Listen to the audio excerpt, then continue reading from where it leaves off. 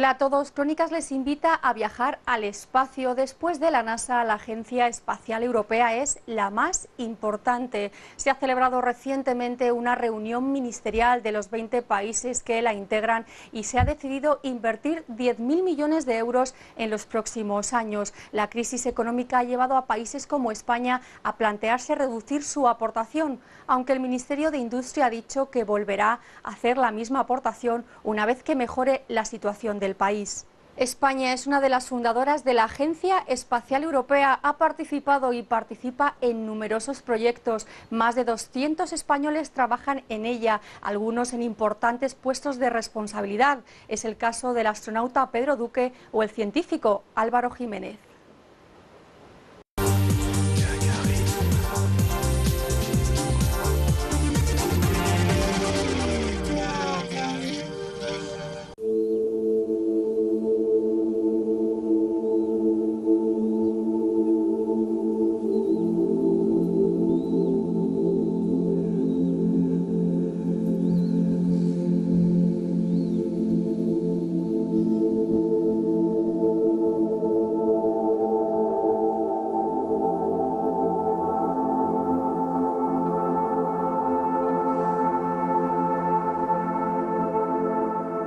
La vida fuera de nuestro planeta continúa siendo un enigma. Sin embargo, en el espacio hay miles de ojos que nos observan continuamente. Forman parte de una compleja maquinaria inventada por el hombre del siglo XX. Son los satélites. Los rusos lanzaron el primero en plena Guerra Fría. 55 años después, más de 1 millar gravitan alrededor de la Tierra. Nos ofrecen unas imágenes insólitas del planeta azul. Y también nos proporcionan unos servicios que se han convertido en imprescindibles en la sociedad de hoy.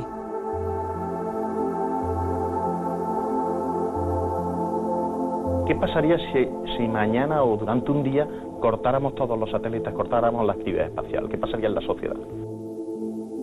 La sociedad no sabría cómo funcionar, no sabría cómo predecir el tiempo de los próximos días, no sabría cómo hacer comunicación por satélite, por ejemplo, ver los partidos de fútbol que se juegan en la otra zona, en otro hemisferio del planeta. No tendríamos capacidades para que los aviones volaran o para que tuviéramos un control de navegación, el sistema de GPS para saber por dónde están los sitios. No tendríamos un montón de cosas a las que estamos hoy día totalmente acostumbrados.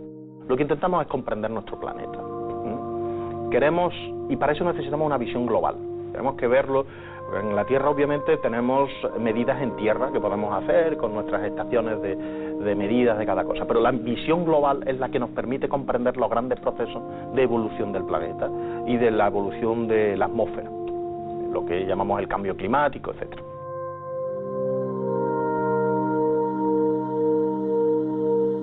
Hasta ahora la Agencia Espacial Europea ha suministrado una información vital para mejorar la salud del planeta. El ya extinguido satélite Envisat alertó en su día sobre el descenso de la capa de ozono y profundizó en sus causas.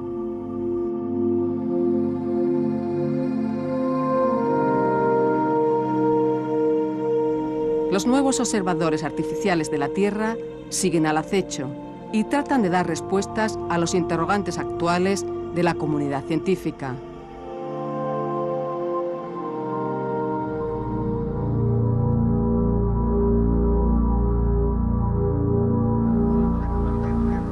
En 2009 se lanzó el satélite SMOS.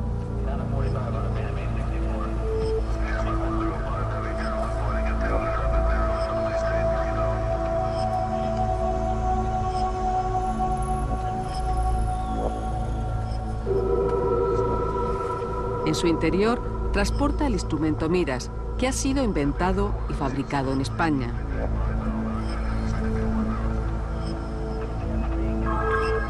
Es un complicado artilugio de 3 brazos. A lo largo de ellos se despliegan 69 antenas y 72 receptores que recogen los sonidos de la Tierra. Es capaz de medir la humedad del suelo y la salinidad de los océanos. Es la primera vez que se calculan esos dos parámetros juntos.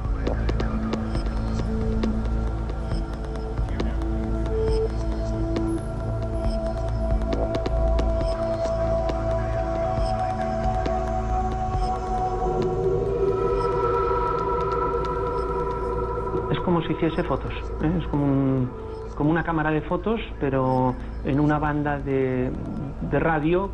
Un radiómetro mide el ruido que de manera natural emitimos todos, ¿eh? Todas las personas, todos los cuerpos, todo lo que está a una temperatura diferente del cero absoluto emite ruido. Si el mar el agua es más dulce, es un ch más fuerte, y si es más salada, es un ch más flojo. Vale, para entendernos. Hemos obtenido por primera vez en la historia mapas de salinidad del océano. Hemos dado 14 vueltas a la Tierra cada día y está indicado por este punto blanco que ahora mismo está saliendo de la Antártida, que aunque parezca que casi no se mueve, está realmente volando a una velocidad de 7 kilómetros por segundo, que es la velocidad necesaria a 750 kilómetros de altura para mantenerse en vuelo.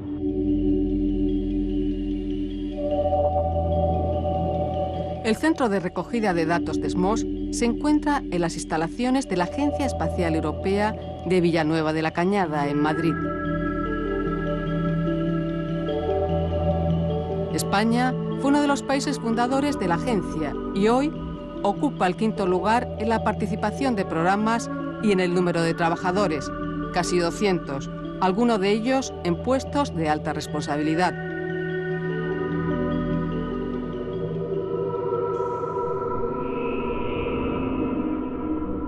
La llamada misión del agua está codirigida por un científico español. El equipo es numeroso. Mientras que uno sigue los movimientos del satélite en el espacio, otros en tierra contrastan si los datos son correctos. La validación de la humedad se realiza en una finca de la provincia de Zamora. 37,6. Perfecto. La red de estaciones de medición de la humedad del suelo es la infraestructura básica dentro de nuestros trabajos en el programa SMOS. Es una red de estaciones de medición de la humedad del suelo con la que nosotros obtenemos la información básica para las actividades de calibración y validación. Al mismo tiempo, es una infraestructura pionera en España que lleva funcionando desde hace 12 años y por esa razón la Agencia Europea del Espacio la seleccionó como área piloto para calibración y validación de satélites. La información que se va a obtener del satélite SMOS en el momento en el que todos los datos estén plenamente operativos va a tener una enorme trascendencia, por ejemplo, de los riesgos hidrológicos, en el ámbito de la predicción meteorológica y muy especialmente en el ámbito de la agricultura. La humedad del suelo es importantísima para determinar bien cuáles son los flujos, los intercambios que hay entre la atmósfera y el suelo, y eso tiene relación con la formación de nubes, con la pluviosidad, todas estas cosas. Entonces, conocer esta información es poder alimentar, por decirlo de una forma así un poco casera, los modelos numéricos de predicción.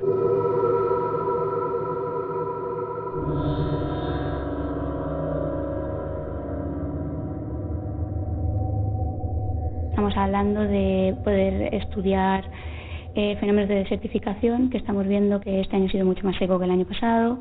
Estamos también colaborando con gente que está interesada en introducir esta variable en los riesgos de incendios, por ejemplo con la Diputación de Barcelona, porque claro, una zona muy seca, ya hemos visto que en estudios que hemos realizado que las zonas que están muy secas y que tienen una temperatura más alta de una determinada cantidad, pues son más propensas a que se produzcan incendios.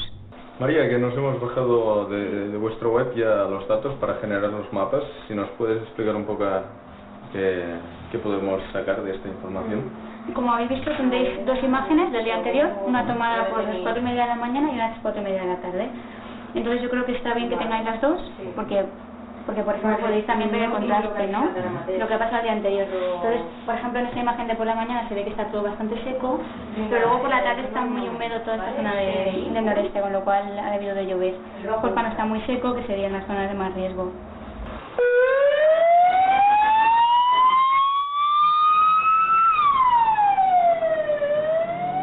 El número de incendios en la provincia de Barcelona ha bajado considerablemente desde que la Diputación puso en marcha el Plan de Información y Vigilancia contra Incendios.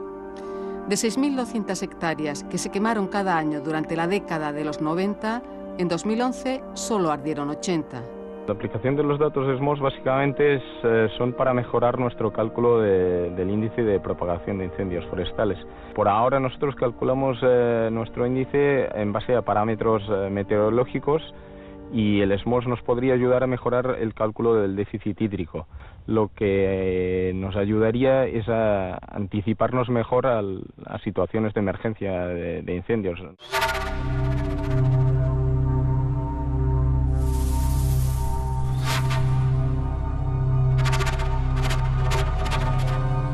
La utilidad de SMOS puede llegar muy lejos, a sitios casi olvidados. Una de las zonas más castigadas por el cambio climático es el Sahel. Se trata de una franja de más de 1.000 kilómetros de ancho que atraviesa África de este a oeste. Es una de las regiones más pobres del mundo. La falta de lluvias se alternan con aguaceros torrenciales que destruyen las cosechas. A la principal causa de muerte, la hambruna, hay que sumar la malaria. La enfermedad es endémica en la mayoría de los países y se ceba principalmente en la población infantil, que padece una desnutrición severa. Muy pocos menores sobreviven a la infección. Los mapas de humedad SMOS pueden servir para prevenir los nuevos episodios de la epidemia. Estamos empezando a mirar también la zona del Sahel, que es una zona pues muy crítica, que es donde hay zonas de agua estancada que van cambiando a lo largo del año y que dependiendo de su distribución y de dónde están y cuánto duran, pues lo que hace es generar un brote de malaria más importante o menos importante. Entonces lo que queremos es saber si con SMOS podemos aportar algo más a este tipo de estudios. La contribución de SMOS también puede ser decisiva a la hora de alertar sobre desastres naturales. En Australia, creo que fue a finales del 2010, vinieron unas lluvias muy fuertes por el este que produjeron inundaciones y en un segundo episodio se acercaban otras precipitaciones un poquito más al norte y nos preguntaron a SMOS si iba a haber inundaciones también con esta segunda ola de precipitaciones y los mapas de SMOS indicaban que esa segunda evento de precipitaciones iban dirigidos a una zona bastante seca. Y bueno, la respuesta del proyecto fue que pensamos que el suelo iba a poder absorber toda esa precipitación y que no habría inundaciones, y como así fue. En este caso, es un caso donde se demuestra ya una aplicación que sí que tiene una utilidad práctica, no solo para el investigador que está interesado en un proceso, a ver cómo funciona, sino simplemente para un gestor de cualquier cosa, incluso para cuestiones de protección civil, de poder dar la alarma si hay un riesgo de inundación en un momento determinado, en una zona determinada, pues evidentemente esto es importantísimo. El otro parámetro que mide SMOS es la salinidad de los mares. Junto con la temperatura, es una medida clave para determinar la trayectoria y la velocidad de las corrientes marinas. Con esos datos se pueden ajustar las rutas de navegación e incluso trazar las operaciones de salvamento en caso de naufragio. Por otro lado, también la salinidad del océano es importante para determinar la evaporación de agua desde el océano y que es un componente fundamental del ciclo del agua y, por ejemplo, ser capaces de predecir las lluvias y la distribución de lluvias en todo el planeta. La capacidad de medir la salinidad del océano de satélites SMOS depende también de que esas medidas de salinidad se puedan verificar con datos directos del océano. Y esos datos directos del océano iban a provenir de las boyas de tipo Argo, que tienen una red global en el océano. Entonces, la expedición Malaspina, que es una expedición de ámbito global, que hemos trabajado en el Océano Índico, Atlántico y Pacífico, aportaba una oportunidad de sembrar estas boyas en lugares estratégicos donde no había una cobertura suficiente y donde además los cambios de salinidad eran particularmente importantes para poder verificar los resultados del SMOS. Permitió que en el año 2010 se publicase, mientras estábamos navegando, en la página web de la expedición Malaspina, la primera imagen global de salinidad superficial del océano, producida por el instrumento MIRAS español, que viaja en el satélite SMOS. Esta boya forma parte del programa internacional que se llama Argo, que lo que ha hecho es poner unas 3.000 boyas en todos los océanos del mundo. Pero estas boyas se dejan, como está ahora, en la superficie y después se hunden hasta unos 1.500 metros. Y durante días se dejan arrastrar por las corrientes. Después vuelven a subir, se regulan ellas propias la densidad, vuelven a subir, registran la temperatura y la salinidad del mar y una vez están, como está ahora otra vez, emite por esta antena hacia un satélite que recoge todos los datos y localiza dónde está la boya.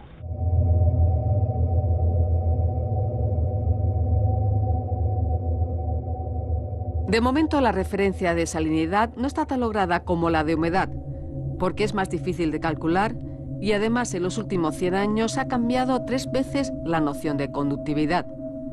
Aún así puede ser útil en la predicción del Niño, un fenómeno que produce el calentamiento del Pacífico y altera el clima en una amplia zona del planeta.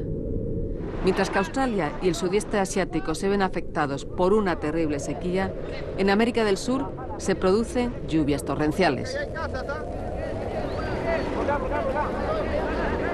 Hemos descubierto de que la salinidad nos permite introducir una información independiente de la temperatura que podría ayudar a predecir el Niño a unas escalas de 6, 9 o 12 meses antes de la aparición del evento. En este sentido, la salinidad podría ayudar a preparar cada comunidad a enfrentarse a los efectos de este episodio. Las poblaciones que están siempre más afectadas son las de la costa occidental de América, en el caso particular del Perú, donde les afectan por dos razones. Una de ellas es por el cambio en el régimen de precipitaciones.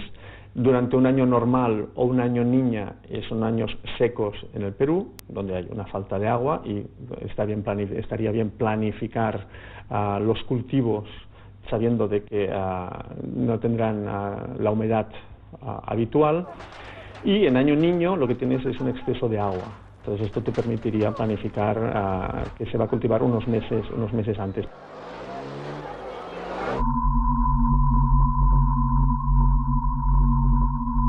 La observación de la Tierra desde arriba se ha convertido en un elemento imprescindible para estudiar el cambio climático.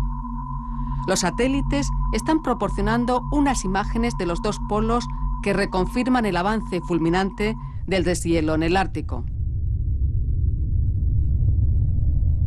En los últimos 30 años, la masa helada se ha reducido a la mitad. El aumento de descarga de agua dulce del Ártico pues podría llevar a que se tuviesen esas grandes corrientes oceanográficas y oceánicas y que los climas regionales cambiasen rápidamente, con veranos mucho más cálidos en las zonas tropicales y veranos más fríos en las zonas más al norte. Si nos damos cuenta que en realidad nuestro planeta es casi una esfera y lo miramos desde arriba sobre el polo norte, el Ártico es una especie de mar Mediterráneo que conecta Norteamérica con Asia y con Europa, y es un punto central de todo el control de los procesos del sistema Tierra, incluido el sistema climático. El resorte que puede generar un cambio climático más abrupto es la emisión de los grandes depósitos de metano que existen en las plataformas continentales húmedas del Ártico.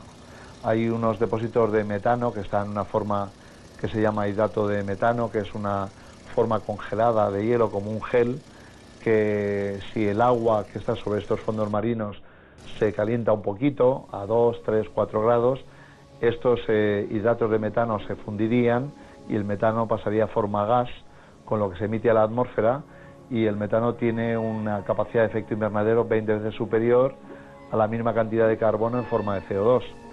Entonces una liberación masiva y rápida de esos depósitos de metano podrían llevar a un salto climático muy difícil de gestionar.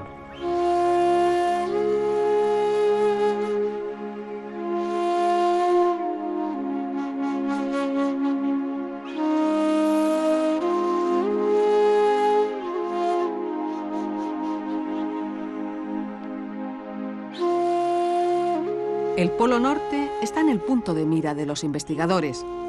De 3 a 4 expediciones científicas se internan cada año en el Ártico. Para ellos, es fundamental la información del grosor del hielo que le suministra el satélite Cryosat de la Agencia Espacial Europea. Hasta 2010 solo se calculaba la extensión de la superficie helada.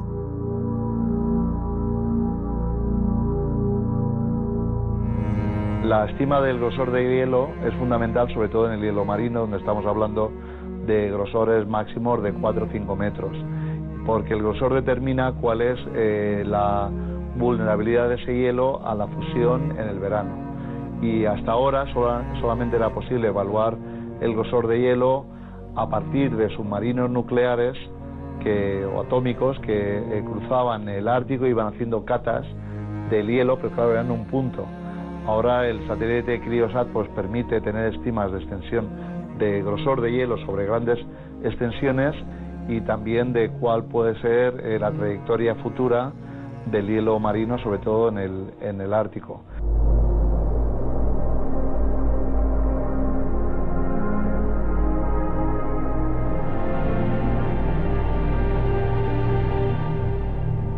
Cryosat es una misión cuyo objetivo es evaluar la cantidad de hielo que se funde y que se vuelve a congelar, sobre todo en los polos, y también la cantidad de nieve que tenemos en las cadenas cordilleras donde hay nieve perpetua, y también aquellas zonas donde hay glaciares, etc. Cryosat además es capaz de medir la altura del nivel medio del mar y de los océanos. Otra medida muy importante que va unida, evidentemente, al deshielo de los polos. Cryosat, por fin, hace una medición global a nivel de planeta de cuánto hielo o cuánta agua helada está permanentemente en la Tierra y cómo evoluciona. El peor episodio de deshielo ha ocurrido hace unos meses en Groenlandia. Los satélites registraron durante el verano la cota máxima de disolución en los últimos 30 años. Se había derretido el 97% de la capa de hielo superficial. Las consecuencias ya se empiezan a notar en la segunda mayor isla del mundo, después de Australia. Y estamos viendo ya pues una explosión, una fiebre del oro de las industrias de recursos, de minería, de gas, de petróleo, incluso de pesca en el Ártico. Por ejemplo, en Groenlandia hay más de 200 licencias de explotación minera ya presentadas al gobierno groenlandés. Una de ellas, que es la que está más avanzada, es para una mina que se llama Isua, que está cerca de Nuuk, que es la capital de Groenlandia. Es un proyecto de una empresa ubicada en Londres, pero con capital chino, y simplemente la construcción de esa mina, que podría tener lugar el año que viene, pues requeriría que se desplazasen a Groenlandia más de 3.000 trabajadores chinos. Otra de las consecuencias del deshielo es la apertura de nuevas rutas de navegación.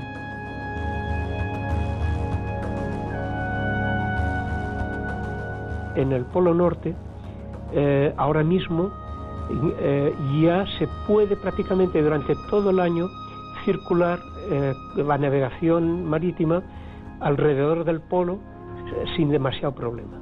Las agencias marítimas lo que hacen es que quieren saber, primero para sus propios barcos, la situación de los icebergs, y es un dato muy importante, y eso lo da muy bien Cryosat prácticamente en tiempo real. Entonces ellos pueden dirigir a sus barcos a una ruta u otra o hacer las alarmas necesarias para evitar los icebergs o para aprovechar la mejor ruta. Eso es una de las aplicaciones civiles ya que se están ahora mismo utilizando.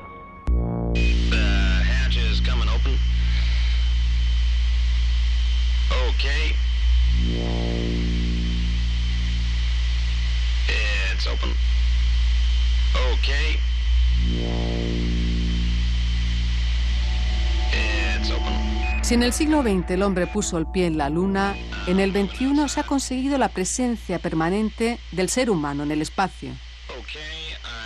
La Estación Espacial Internacional ha supuesto el mayor esfuerzo de cooperación en la historia de la ciencia. Participaron en el proyecto Rusia, Japón, Canadá, Estados Unidos y Europa. Aunque el ajuste de los diferentes módulos concluyó hace unos meses, desde el 2000 la estación está habitada. Uno tiene que mentalizarse de estar en un sitio pequeño, con más o menos siempre la misma gente, vivir en el trabajo, dormir en el trabajo, no poder dar nunca un paseo ni abrir la ventana y siempre comer comida enlatada durante todos esos 6 meses. Entonces tiene toda una serie de desventajas, desde luego. Los músculos están siempre relajados, está uno volando por allí, hay una sensación de paz que, bueno, te la molesta bastante el hecho de que siempre te dan trabajo, ¿no? Pero bueno, si no tuvieras que trabajar, esto sería una sensación de mucha placidez, porque nada te duele, nada te aprieta. Los sonidos son bastante monótonos, siempre ventiladores, pero no son fuertes. El movimiento es absolutamente suave, no existe un bache del aire como en un avión donde pudiera dar un pequeño meneo, eso jamás, porque la nave se está moviendo por el espacio con los motores apagados. Pedro Duque es el responsable de las actividades europeas que se llevan a cabo en la estación. Fue uno de los primeros astronautas que entró en ese gigantesco mecano que está a 400 kilómetros de la Tierra.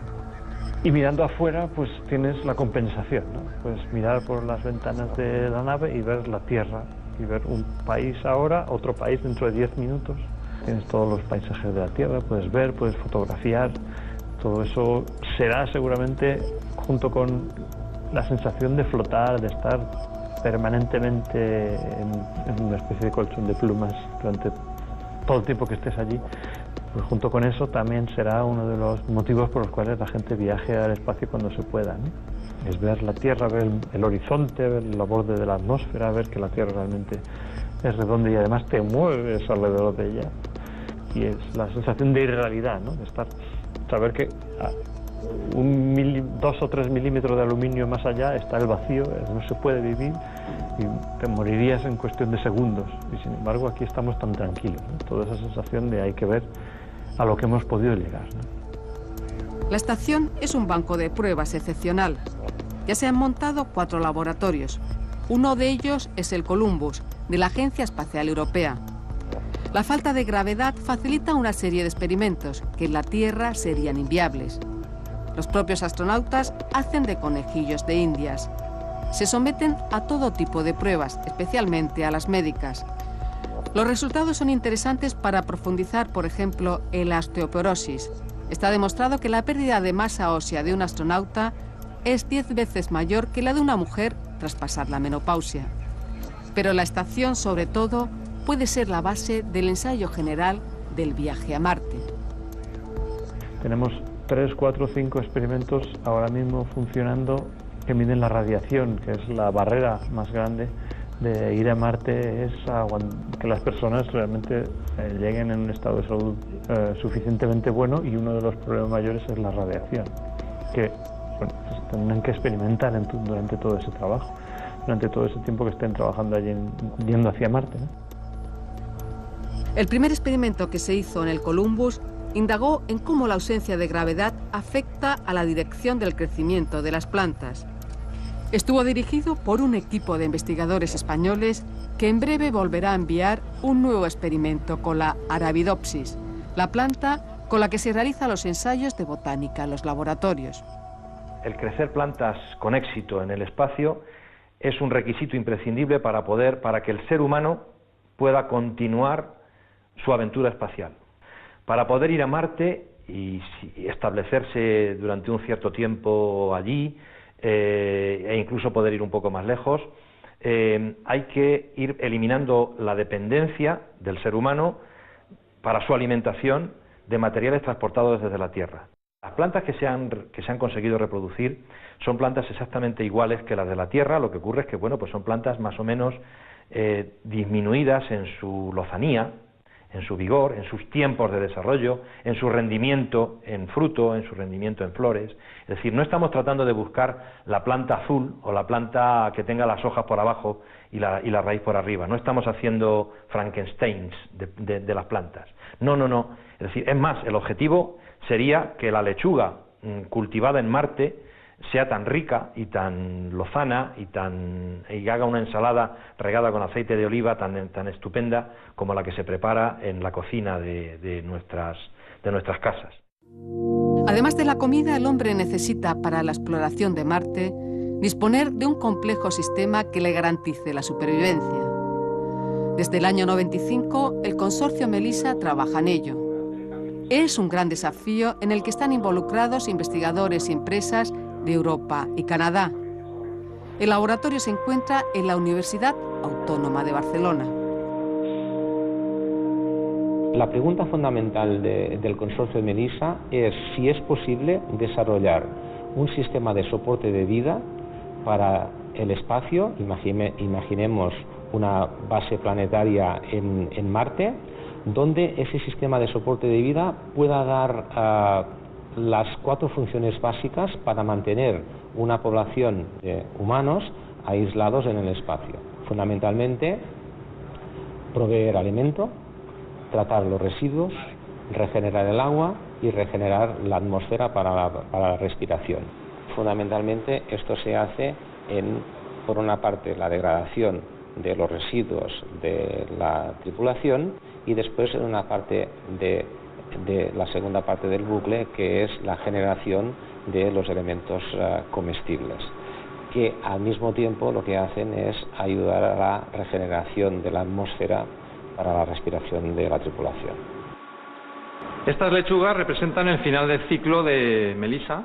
Hemos obtenido, por tanto, alimento vegetal, hemos obtenido oxígeno, que la producen las propias plantas, y hemos obtenido agua de transpiración. Aquí se cierra el ciclo y comienza de nuevo con la degradación de residuos de nuevo. Una misión a Marte duraría como mínimo 1 año y medio.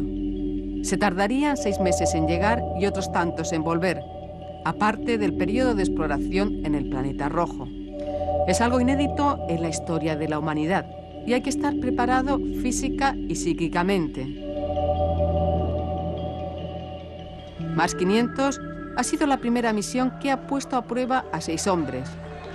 Durante 520 días estuvieron confinados en unas instalaciones especiales del Instituto de Problemas Biomédicos de Moscú.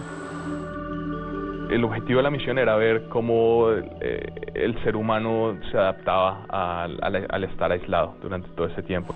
Fue una experiencia de vida muy importante, fue una experiencia que me marcó positivamente. Aprendí muchas cosas, conocí a algunos de los que son mis mejores amigos ahora, y fue una experiencia que de verdad la podemos poner en un contexto casi histórico, porque ha sido la primera vez que seres humanos se han encerrado durante tanto tiempo, que es lo que tendremos que hacer cuando vayamos a Marte, y yo lo veo un poco como parte de la evolución del ser humano, porque por ejemplo, si vemos en la historia, los seres humanos, cuando han tenido que moverse a otros lugares de la Tierra, han tenido que pasar por momentos difíciles, han tenido que enfrentarse al invierno durísimo, a los animales. Entonces cuando vayamos a Marte tenemos que enfrentarnos al aislamiento y al estar confinados en un lugar así. Entonces es un momento un poco histórico. Eran 3 módulos, se parecen mucho a los módulos de la Estación Espacial Internacional, en que son unos tubos metálicos de un diámetro de unos 4 o 5 metros, y en cada módulo tenía una función. Uno era el módulo de almacenamiento, donde teníamos todas las provisiones de toda la misión. En otra parte teníamos el invernadero, donde cultivamos un poco la comida. En otra parte teníamos un pequeño gimnasio. El otro módulo, el otro tubo, era donde vivíamos, era el módulo habitable. Entonces teníamos los pequeños cuartos de cada persona, teníamos una cocina y una especie de pequeña sala donde podíamos pasar el tiempo libre. Simulamos un aterrizaje en Marte y de ahí salíamos con unos trajes espaciales a una superficie que simulaba la superficie marciana. Mars 500 fue una operación conjunta de la Agencia Espacial Europea y el Instituto de Problemas Biomédicos de Moscú. Entre los 6 tripulantes había un buzo, un fisiólogo, 2 ingenieros y 2 médicos. Muchas cosas que son importantes en Mars 500, como es la parte psicológica, es la parte de cómo trabajamos con un grupo de gente que tiene que vivir junta, que no ve la luz del sol, que están encerrados en una nave y que pueden tener problemas sociales durante un tiempo que tienen que trabajar juntos en equipo, y esto puede llevar a problemas. Nos hacían muchas pruebas psicológicas, nos hacían muchos cuestionarios, a ver cómo estábamos, si estábamos felices, si estábamos tristes, si estábamos hablando con los demás, con quién estábamos hablando. Lo otro era la parte fisiológica, entonces nos medían mucho el corazón, cómo estaba funcionando el corazón, nos poníamos electrodos todo el día para ver cómo estábamos, cómo dormíamos, nos poníamos electrodos mientras dormíamos en la cabeza, nuestro ciclo circadiano, que es el ciclo día y noche, que regula tu cuerpo, que también es regulado por el sol, y como no tenemos el sol querían ver cómo influía eso. Llevas mucha comida a la que le has quitado todo el agua, y después en el espacio de los sistemas de soporte vital reciclas un poco el agua del sudor, de la orina, y con esa agua te preparas la comida. Era comida muy repetitiva, porque cada semana teníamos que repetir la misma comida, y al final pues es buena, pero un poco te aburres de tener que repetirla. Entonces al final cuando sales sientes de verdad ese contraste. Cualquier cosa que comes te sabe a gloria. Una de las primeras cosas que comí fue una hamburguesa con patatas, y me sabía delicioso. Psicológicamente la falta de variedad social es lo más difícil. Entonces para afrontar eso un poco, dedicaba una buena parte de mi tiempo libre a mandar emails, a saber qué era lo que estaban haciendo mis amigos.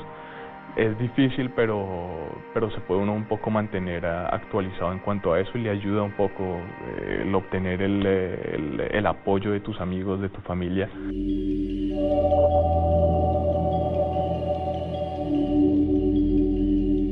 Marte es el primer planeta, aparte de la Luna, en donde pueden llegar seres humanos, y el último, ya que no se concibe que los seres humanos puedan ir a posarse en la superficie de Venus, donde hace 500 grados de temperatura y una presión equivalente a 200 metros de agua.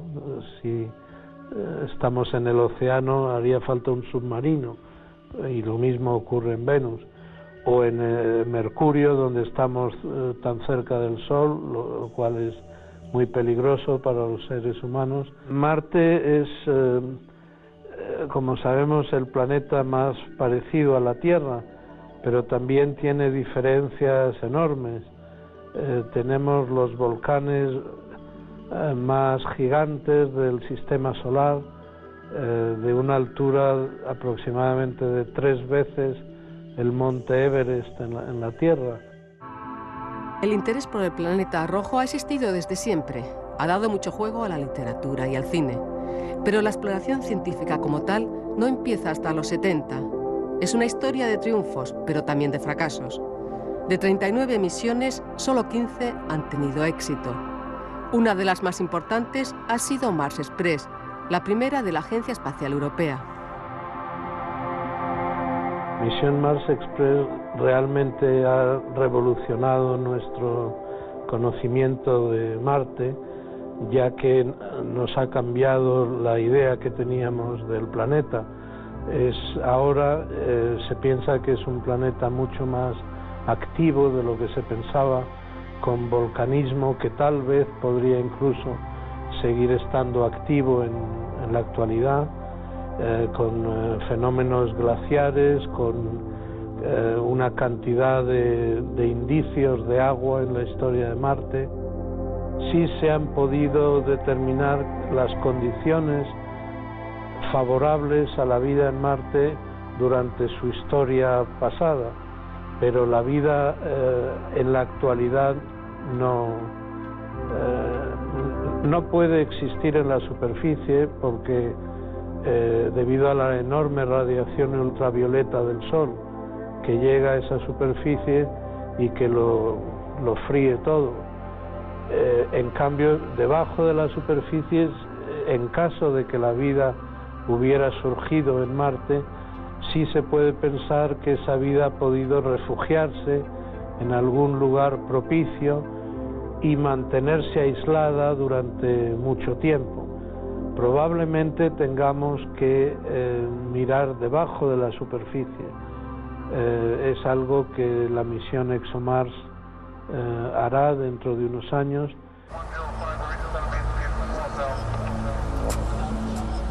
La colaboración entre las agencias espaciales ha sido fundamental para avanzar en el conocimiento de Marte. Hace unos meses, el robot Curiosity de la NASA se posaba con éxito en el cráter Gale. Mars Express contribuyó a la selección del lugar de aterrizaje de Curiosity, ya que durante estos 10 años casi que ha estado funcionando, instrumentos de Mars Express y también naturalmente de misiones americanas a Marte que tenían instrumentos semejantes, pues han estado proporcionando datos sobre los minerales que existen en la superficie de Marte. Curiosity es un laboratorio rodante. Su área de investigación se centra en las partículas y las rocas de la superficie. El objetivo es profundizar en la geología y el clima de Marte. De su trabajo nos llegan periódicamente imágenes a la Tierra. Las manda una antena que ha sido fabricada en nuestro país. Para enviarlas necesita tener en el punto de mira al planeta azul. También la estación ambiental que mide la temperatura ha sido realizada por la industria española. Es el primer instrumento español en la superficie de otro planeta.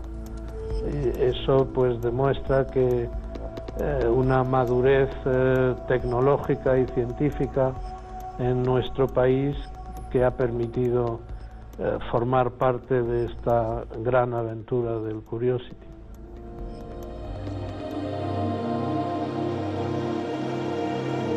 El avance de la industria espacial española ha sido espectacular en estos últimos años. Ha alcanzado un nivel similar al de las grandes potencias. Después del programa ESMOS, que fue realmente un punto de inflexión en las capacidades de nuestra industria, hoy somos capaces de entregar sistemas completos, como es el caso de Ingenio y Paz, con una participación enorme de la industria española en su conjunto, y en el caso de Ingenio superior al 80%. Ingenio y Paz son los dos satélites del Plan Nacional de Observación de la Tierra. El Ingenio es un satélite que utiliza tecnología óptica, el Paz es un satélite que utiliza tecnología radar. Ambos tienen una aplicación dual en el campo civil y en el campo militar y están muy relacionados con todos los aspectos de seguridad y defensa. La inversión en el espacio termina repercutiendo en la sociedad. Según la Agencia Espacial Europea, la industria tiene un valor añadido. Por cada euro invertido se obtienen 6. El espacio de alguna manera nos pone en una situación límite. Tenemos que desarrollar cosas que no hemos hecho nunca. Los ordenadores portátiles, los termómetros infrarrojos, muchas cosas que hoy día tenemos todos, las cámaras digitales, que todos tenemos en casa y que usamos normalmente, todas esas se inventaron o se desarrollaron por la actividad espacial.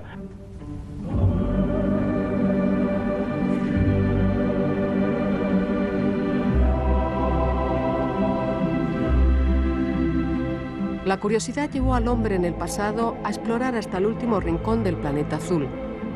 Ese mismo afán de conocimiento le conduce hoy por otros derroteros. La aventura espacial no ha hecho más que comenzar.